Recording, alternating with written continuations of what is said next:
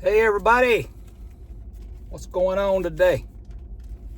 I hope this day is better than others. I'm trying to quit saying I hope you're having a good day, because I hope all of them are good. All of them are good. Some of them are just better than others. So I hope this day is better than others. Just finished at the gym and was thinking about my Sunday school lesson this morning. And we were in Hebrews chapter 12. And you know, the focus of the lesson was obviously the well-known verses in verses 1 and 2. And that's what I spent some time on. But what really spoke to me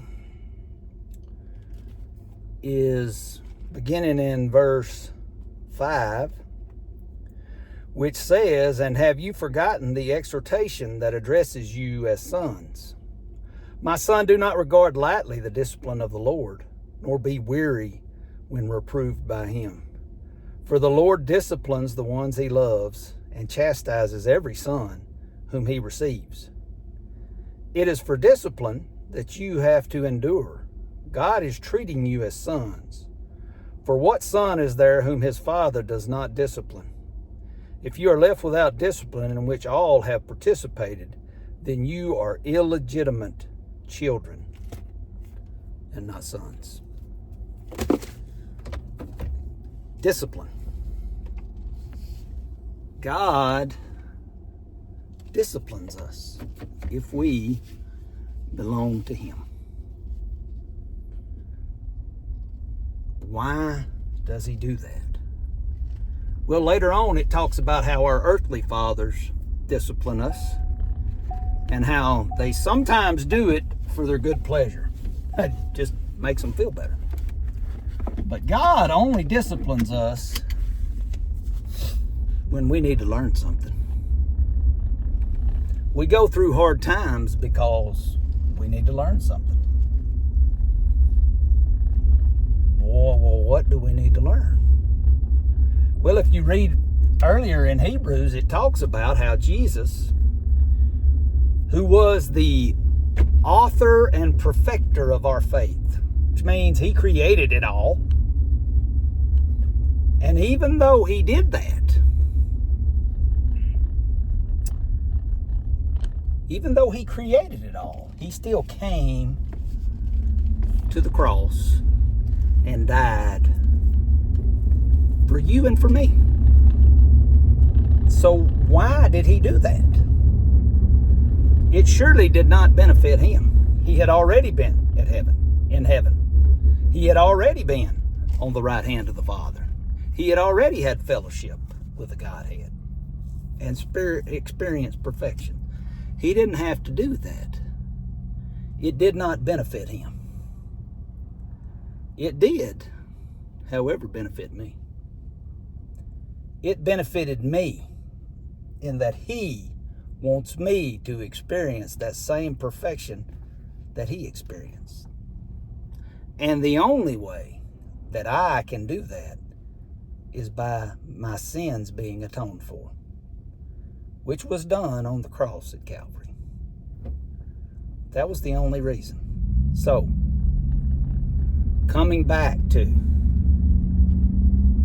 why does God discipline us? Now, we can use the old adage, the old saying, well, he only does it because he loves you. Yeah. My parents told me that one too. I'm only doing this because I love you. And it was true. It didn't make it feel good at the end. I encourage you to read Hebrews chapter 12. The writer makes the point that, you know what, you're not going to like this. It's not going to be easy. It's not going to be pleasant. You're not going to like it. But basically in verses 12 and 13, he says, but suck it up and set your course.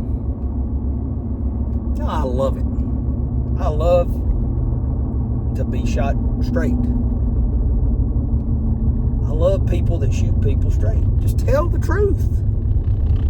We have a term for it now. He's out. Well, that guy's outspoken. No, he's not outspoken. He's just telling the truth. He's telling the truth. But, so, let me regroup here. So why the discipline? Well, if you look in the early parts of the verses, it talks about the cloud of witnesses that we have among us. He's not talking about spectators. He's talking about the heroes of faith in chapter 11. So he says, therefore, since we have such a cloud of witness around us, let us shed every encumbrance that keeps us from doing what we've been called to do, which is to spread the gospel message. So he's saying we got all of these people that are example, so we need to lock in and get rid of all this stuff that doesn't matter, that's keeping us from fulfilling our purpose. So when we don't do that, we have to go through discipline to make us, which he says, focus on Jesus Christ, who is the author and perfecter of faith. Set your eyes on the perfect example. You can't be like him in your own self. Oh, he's turning around. You can't be like him in your own abilities. You don't have it. Let's think about what Jesus did. He came to the earth and experienced suffering and received no benefit from it. I don't like to suffer and not receive benefit. That's no fun. That's contrary to who I am. He gave freely of everything he had. I don't like to do that. I like to keep my stuff. Me, in and of myself, in my natural state of mind. He loved all people and held no grudges. I want to knock somebody's head off every now and then. Well, we're just being honest. That's who we are. That's who I am. He spoke the truth and he didn't worry about what other people thought. Well, I like people to like me. So what are these verses telling me? Jesus is my example. I can't get there, and the only way to get there is through sanctification, which is discipline. Discipline. God has to put me in circumstances where I say this isn't about me. I'm not looking to please myself, because to be quite honest, I'm impossible of pleasing myself. Sure, I can do it for a short period of time. I can buy a new truck, I can buy a new house, I can buy this, I can buy that, I can look at this, I can do that. You know, there's lots of things I can do that provide me with temporary pleasure, temporary happiness. But in and of myself, I can't be pleased with who I am. Why is that? Because I'm focused on me. Focused on me. You know, in the book of Philippians, it talks about seeking joy. And when he talks about seeking joy, he talks about an attitude of being grateful and looking out for the benefit of others. I'm never going to be happy trying to please myself. And when I try to please myself, my Father in heaven, who is perfect, will have to discipline me. He's got to get that out of me. That's why it's necessary. Sometimes I bring it on myself, but sometimes I need discipline because I need things in my life that don't need to be there. I go through hard times. Maybe it's someone that's in my life that doesn't need to be in my life right now in this season. And God says, we're going to go through this hard time, and you're not going to get to see them anymore because they're not what you need at this point in your life. So we're going to weed that out. Maybe it's your job. Your job is hindering.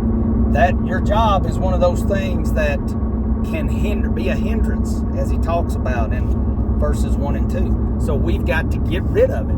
But we don't want to get rid of it. I don't want to lose my job. I don't want to get rid of it. So God says, well, we're going to go through this time where you won't give it up, but I'm going to wield you to where you're willing to where those things that you thought were so important are suddenly not that important. And you're focused on me. Focused on me. The other part that he talks about there is we must run the race with patience. have to be patient when we're running our race? Well, because we're not getting the prize until glory. We're running for a prize that we're not going to see until we pass on to the other side in glory. So I have to be patient. I've got to wait. Yeah, there'll be encouraging things along the way, but the ultimate prize, which is for my Father to say, well done, thou good and faithful servant, is not coming till the other side. So we have to be patient, and we have to endure, and we can't waver. We've got to have that faith that he talks about. You know, when you think about faith and think about endurance, I think about Job. Sometimes, you know, we talk about things that happen to us. We have to understand sometimes God allows it to happen, and sometimes God wills it to happen. Think about Job. God willed that to happen. It said Satan came, you know, was passing to and fro heaven and earth and coming back and forth. And God said, hey, have you looked at my man Job? He's perfect. He doesn't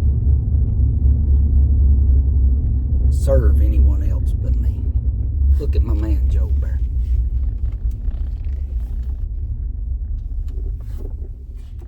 And, you know, I think, well, man, I'd like to have the faith of Job. Be careful. Be careful. You can attain it, but there's going to be a lot of hardship and discipline. Look at Job's life. Why not just go ahead and do it to start with? You know, I had this image, finishing up with just a little bit of encouragement. I had this image of God sitting on his throne. And he taps Jesus and goes, hey, look at my son, Kevin. Look at him. And Jesus goes, oh, I see you. I see you. What else should we be striving for in life? If we believe that God is God and he's in control of all things, well, what else is there? Except for him to tap Jesus and go, look at my son in who I am well pleased. Look at what he's doing. He's quit worrying about himself. He's worried about what's important to me, which makes him worry about what's important to other people. My encouragement to me and to you, if you're going through a hard time, quit looking at it. I know that's easy to say. Quit looking at it. And let's look at how we can help other people, especially during this time. We should be doing it year round. But no more than this time. People are struggling. And they don't have an answer. But if you're a Christian, you have the answer. I have the answer. Is it always easy? Absolutely not. It's the opposite. It's very hard sometimes. It's hard. But it's worth it. It's worth it. God bless you. I hope you have a great day.